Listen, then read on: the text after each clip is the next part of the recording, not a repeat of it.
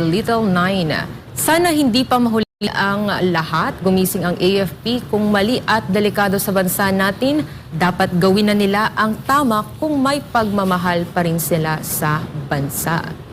Mula naman kay Aurora Quizon, hello Esmenay, resign Marcos.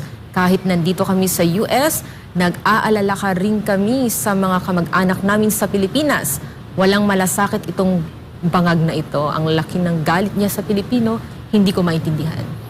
At syempre yung mga OFW, ramdam nila, no? Akala ninyo na yung mga nandito lang sa Pilipinas, pati sila kasi sila po yung unang hinihingan ng pera ng kanilang mga kamag-anak dito. Tama. So magkukwento rin na yung pinapadala mo dito kulang na kasi sa taas ng presyo ng mga bilihin. Kaya pati rin sila talagang nagbibigay din ng sentimiento nila mga kapartner. Ito namang nakikita po natin sa ating TV screen ay ang caravan po dito sa Quezon City. Ayan, nakalagay, nakapaskil sa iba't ibang mga sasakyan ang panawagan ng taong bayan patungkol sa kanilang mga sentimentong ipinapaabot po nila sa pamahalaan. At kapansin-pansin doon, nakita ko yung no to war, no?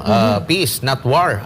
Yan po ang isa sa mga panawagan po ng ating mga kababayan. Dahil nga dito sa issue na ito sa South China Sea, ang mga kapitbahay nating bansa, kasi hindi lang naman po Pilipinas at China ang may dispute po dyan po sa South China Sea, West Philippine Sea. Marami pa pong mga bansa, no? So, ibig sabihin, kahit na maresolba ng dalawa, meron pang iba pang mga bansa na magkiklaim po dyan.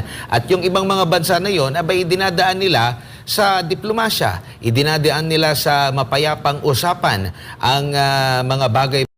Pero tayo dito, nag-flex tayo. Di ko lang alam kung meron ba tayong kayang na i-flex. Pero ang parang flex natin ay yung power daw ng Amerika. No? Pero at the end of the day, kung sumiklab ang gera na ito, taong bayan po yung lugi. Bakit kamo? Dahil ngayon pa lang, na wala pang gera, abay mataas na presyo ng bilihin. At yun ang pangunahing reklamo po na nababasa natin. Ngayon lang, itong recent survey ng Publicus Asia, yung inflation, pagtaas na presyo ng mga bilihin po mga kapartner, yan pa rin ang nangungunang mga hinaing ng taong bayan na dapat na bigyan ng pansin po mga kapartner. Pero kanila pong hindi, parang binabaliwala po nila ang mga bagay-bagay na yan.